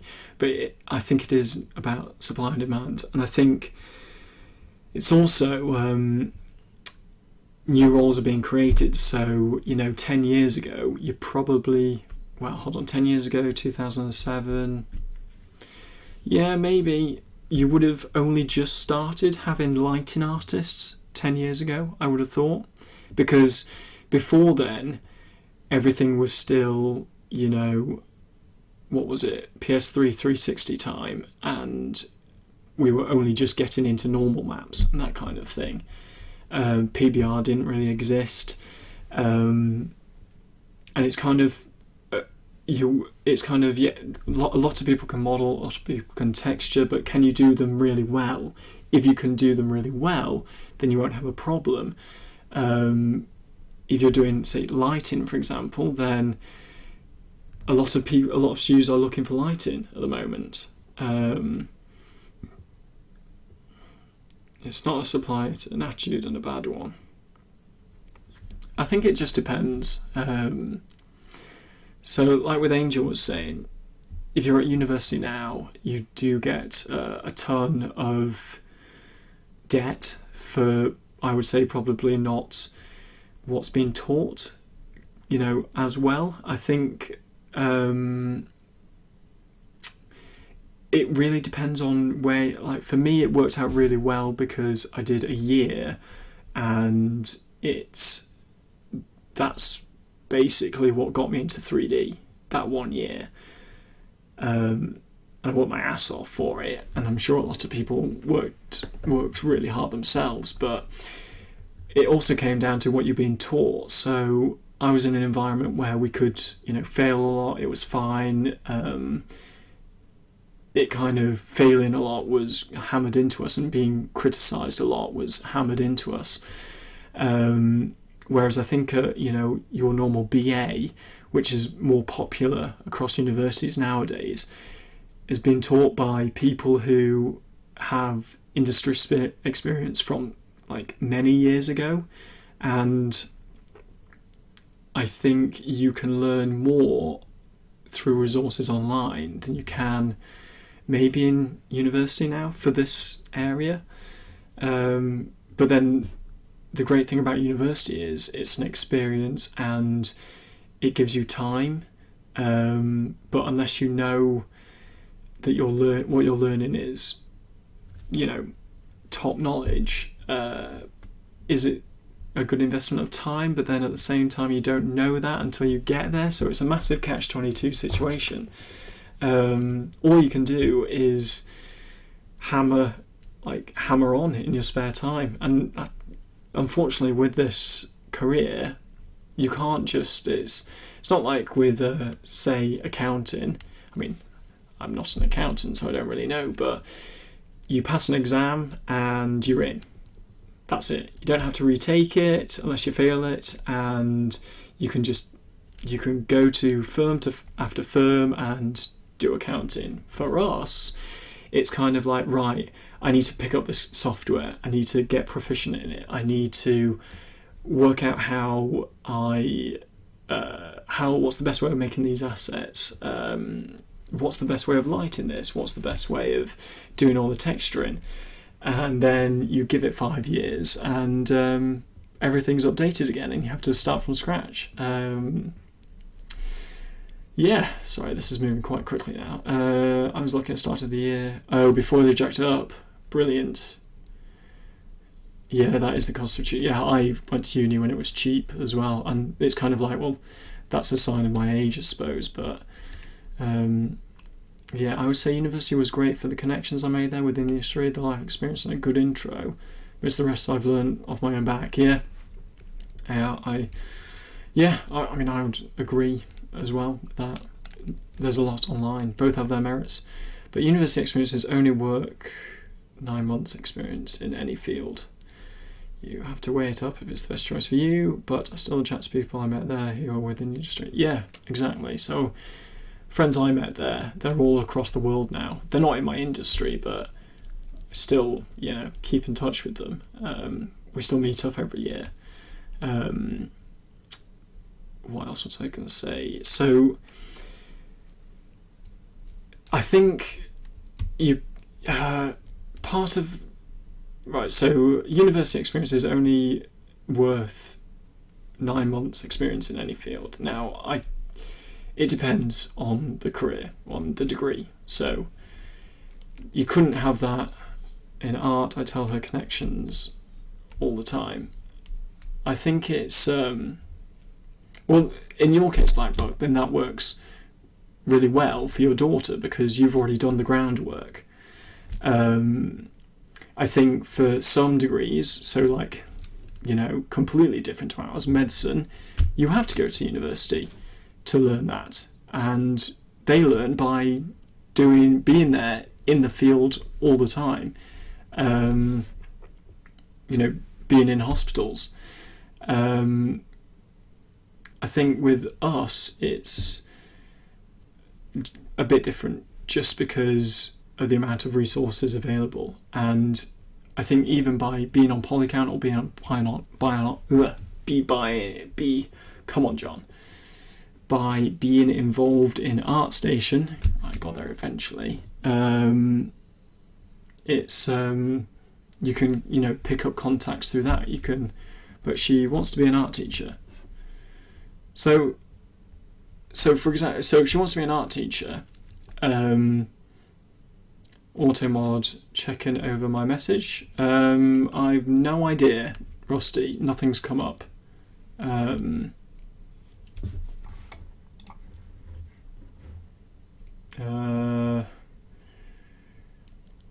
know what? In the coming months, I am going to get the hang of this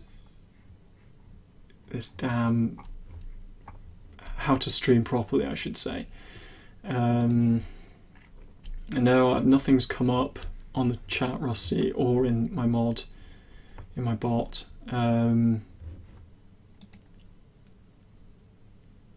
Yeah, sorry about that. Post it in 2 stages, don't know. So Blackbug, if she wants to be an art teacher, and if she's in the UK, I would say you don't really have to go to university to study teaching. You can do a PGCE, and that's only a year, and that gets you from 0 to teacher in a year. Someone I know has done that, so I'd say that's the way forward for that.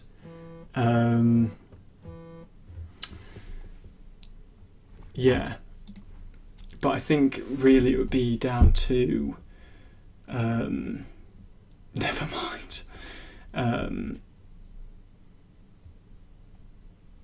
Yeah, I would say do the PGCE, but then I don't know what the requirements are for getting into one of those. I think someone just followed me, so thank you, whoever you are. I just got the noise in my ear. Yeah, I suppose this is kind of where I run out of, I don't really know what the education system's like nowadays, because I haven't been in it for a number of years.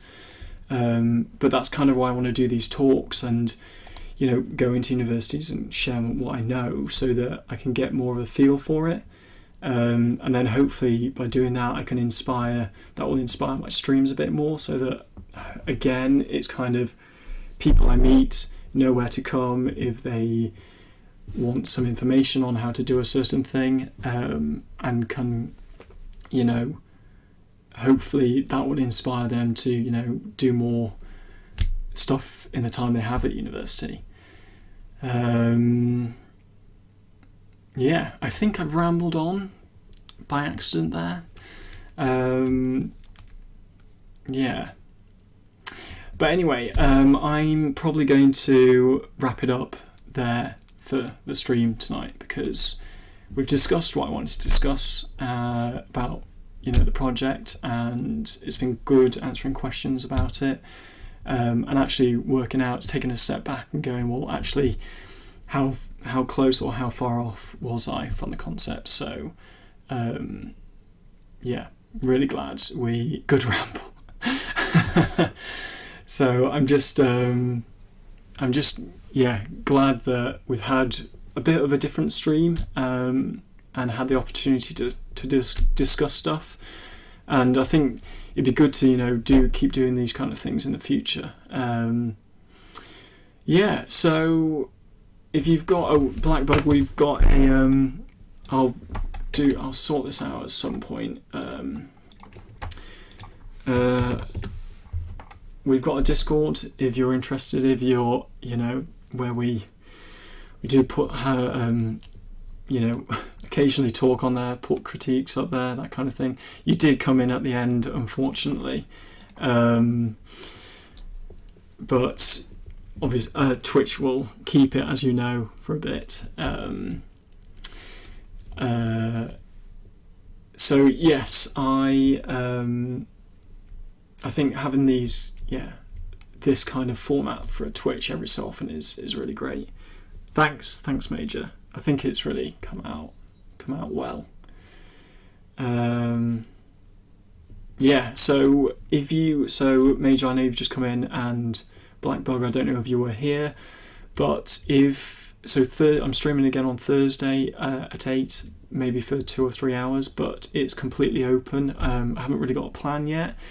I am going to move on to my previous project next week, but we might tackle some foliage, just maybe get a workflow sorted for that. But if you've got anything that you're struggling with that we can all have a look at together, then let me know, because it'd be good to tackle something new. But yeah, so shove it in the previous, which is that. So that's not that, it's this. So this is what I'll be picking up for the next streams. Just joined, but stream seems interesting. Thanks, Justin J. Yeah, so Major and Justin, this is what we'll be working on, or I'll be working on next week / Thursday. So it's kind of in a bit of a halfway house at the moment, but Hopefully, having done the challenge, I've learned quite a lot that I can apply to this. So I'm looking forward to, getting back into the organic scenes, because it's very different to what I've been working on. So Blackbug, Justin J, if you want any critique on anything, just shove it in the Discord. Really, that's kind of what we use it for at the moment, just getting critique on different things. And if you're about next Thursday, then this Thursday at 8, that's when I start for a few hours, then I'll be about, and no worries if not, and I will see you all soon, and thanks for coming along, because this has been really good to like I said, look at the project in this light, knowing that it is submitted and we can't do any more work on it. On ArtStation, never knew you stream. Glad to find you on Twitch. Yes. So I've only been streaming for 7 months, I think. So you've come in at a good stage where there's a bit of a crowd already, which is great. And hopefully we'll get bigger and get some more people in here and make some really decent art and learn stuff at the same time. So that's all I'm gonna say. So thanks everyone for coming and getting involved, and I shall see you all on by the way, have you tried looking at Streamlabs? No, I haven't, but I'll write that down now. I think, is that the part? I see you use the on-screen chat with it too. Justin J, the on-screen chat is basically at the beginning of the stream. Me and Loadout had a bit of a faff around with getting the chat looking good, and it couldn't work, so I've only used I've set it up so that we can see the chat, so when we've been talking about stuff, the watchers can see the chat, because we're only in Photoshop today. But yes, we'll go back to, I'll incorporate a chat probably next week when I have time to set it up properly, and I will look at Streamlabs. But yes, I will see you all soon, and yes, have a good couple of days until next year.